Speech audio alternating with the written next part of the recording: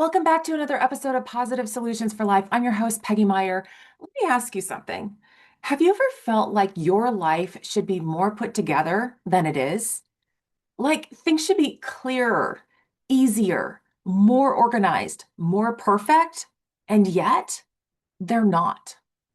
Life feels messy, unpredictable, and sometimes even overwhelming.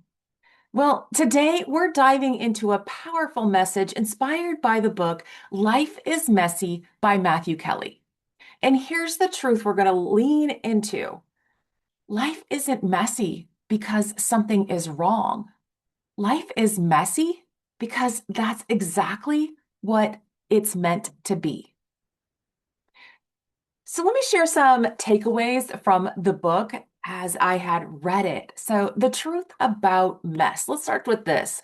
One of the biggest mindset shifts from this book that I took away from is the mess is not the problem.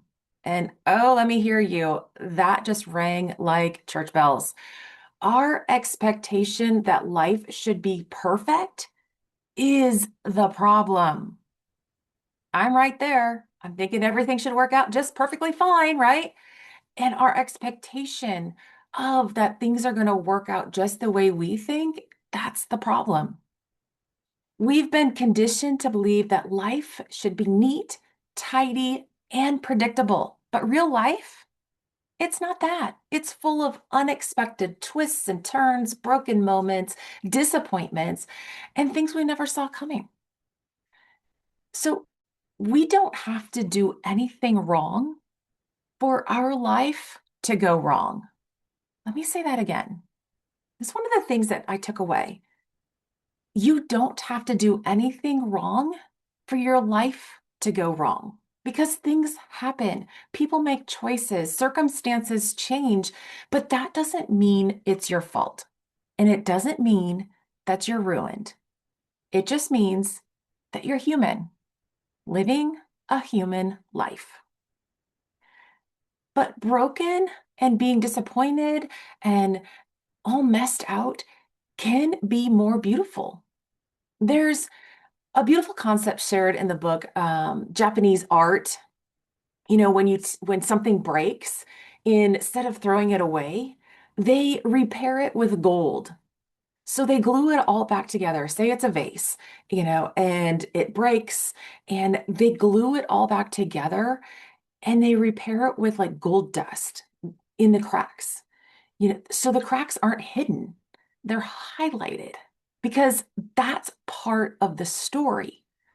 And the message for us is that your imperfections, your wounds, your messy moments are not flaws to hide. They're part of what makes you beautifully you. And it's kind of like your mess and your message. You can create a wonderful life and a message of hope through your messes. And let's talk about that. Let's talk about something real like grief, because life gets messy in the deepest ways when we experience loss, heartbreak, or disappointment. And what stood out for me from this book is that grief doesn't follow a schedule. And I remember telling clients when I used to do counseling that, it grief doesn't have a time schedule. It comes and goes. Kind of like in the book, it had an example of a bear hibernating into a cave. He retreats into a cave and then suddenly just reappears when you least expect it. Grief is like that. It comes and goes, it retreats, and it comes out when you least expect it. Instead of fighting it, we're invited to see it differently. The author says grief is not your enemy. It's part of your healing process. And your feelings, they're visitors. They're a message. They're visitors with a message. They come to teach you something. And when you acknowledge that, when you acknowledge your feelings instead of pushing them away, they begin to soften. They don't control you. Life is going to throw things at you that you didn't plan for. Yeah. How many times has that happened to you? It's happened to me a lot. And in those moments, you have a choice. Is this a curse or an opportunity? And you should know where I stand in this already. It's always an opportunity to learn. Always an opportunity to grow. But you get to decide. You have that choice. And you know what? Sometimes I don't see it as an opportunity to learn and grow. I just want to wallow in my heartbreak, in my disappointment, in my grief. But I get to decide in that moment, and so do you. So even when things feel like a nightmare, and really that's somebody listening here right now, you might be going through some really hard times. You might be going through something that feels like a nightmare. And that might be real right now, but it's not your forever. That's what Matthew Kelly says. It's just the hard times, the messy stuff is not forever. So, another message from this book is about how we treat each other, especially in today's world. We've become desensitized. Gossip has become normal, negativity has become entertainment, and social media has made it easier than ever to tear people down. Been a result of that, and I hope that I do not do that to others. But we all have it. We've all participated in gossip. We've all had some negative outburst, complaining. And news sells when there's negativity. So, what is our invitation? Matthew Kelly invites us to become part of the rehumanization movement. So, what does this mean? Just see the human person in everyone in which we are. So choose empathy, choose kindness, choose to see people as human beings, not just as opinions or mistakes or what they look like or where they're at. None of that. Choose kindness, choose empathy, choose to see people as human beings, children of God. We all are a child of God. See that in somebody else. And another takeaway that I had kind of hits a little deep. It's a reminder that everyone is fighting a hard battle. I know sometimes I forget this. Sometimes I think I'm the only one going through this. But we have to remember that everyone is fighting a hard battle. It doesn't have to be the same as mine. No two people's hard is the same. And it doesn't even have to look like they're battling something hard. Because oftentimes, what we feel like, oh my gosh, I thought this person had it all together. And then I heard this, or then they said this about what's going on. We realize that underneath the surface, everyone is fighting a hard battle, even if they don't appear to be. So when we remember that everyone's fighting a hard battle, we become softer, we become kinder, we become more compassionate. We all have something that we're going through that's hard. And we need to show that to other people and to ourselves. Because sometimes even the smallest act of kindness, like a smile, can completely change someone's day or even their life. We might never know the ripple effect of a small, generous act of kindness that we can share with others. So, how can we live well in this messy life of ours? So, here's a few powerful takeaways. First, slow down.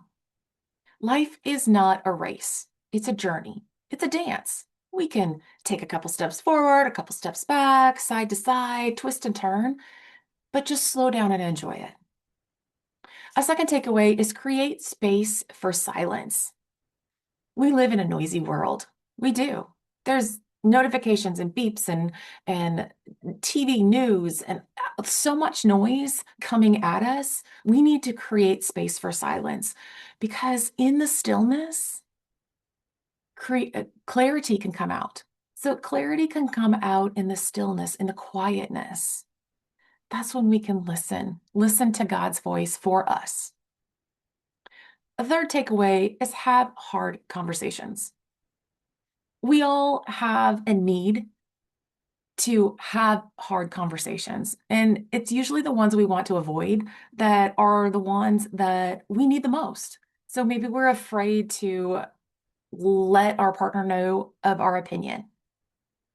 It's a hard conversation. It's not going to go away unless we deal with it, unless we communicate it, unless we bring it out in the open. So have hard conversations. The fourth takeaway is be mindful of comfort. Comfort is meant to restore you, not control you. So sometimes we do need to take a step back. We need to relax. We need to do something that is comfortable, but we can't live there. Life cannot be lived in comfort because then we might not even get out of bed when it's cold outside. We might not feel like doing anything. And that is living in our comfort zone, but it's not expanding us. We can't grow and learn inside our comfort zone. We have to step out of it. So be mindful of when it is restoring you and when really you're avoiding life. And the last takeaway I want to leave you with you, not the takeaway, but yeah, these are takeaways, but something you can do to just remember, just do something for joy, just for the joy of it, not for productivity, not for results, but just because it brings you life, right? Not everything has to have an outcome and a result. Outcome can be just joy. Just enjoy life. Sitting on my deck, just listening to the birds, just looking at around at God's nature and what he has given us. That could be a simple joy. For me, sometimes it is reading. For me, sometimes it is creating projects. I'm working on a quilt wall hanging right now that I want to get done. So just something that brings us joy. It doesn't always have to be productive. So, final thoughts here. Life is messy. It always has been, it always will be messy. But the beauty is that the mess is where growth happens. It's the outside your comfort zone. You're not sure, you're not confident, you're just a little scared. That's where growth happens. The mess is where healing begins. When we're grieving, when we're disappointed, we get to grow, we get to heal from that. We become a better person. And the mess is also where your story is being written. Your message comes from your mess. We learned something, right? And we can share it with others. So instead of resisting a messy life, what if you embraced it? What if you trusted that even in the brokenness, something beautiful is being created? How would your life be like? Thank you for joining me today on Positive Solutions and hearing my takeaways from the book Life is Messy by Matthew Kelly. So, if this episode spoke to you, I'd love for you to share it with someone who might need to hear this reminder that they're not broken, they're becoming. So, until next time, keep showing up, keep growing, and remember, even in the mess, there is purpose.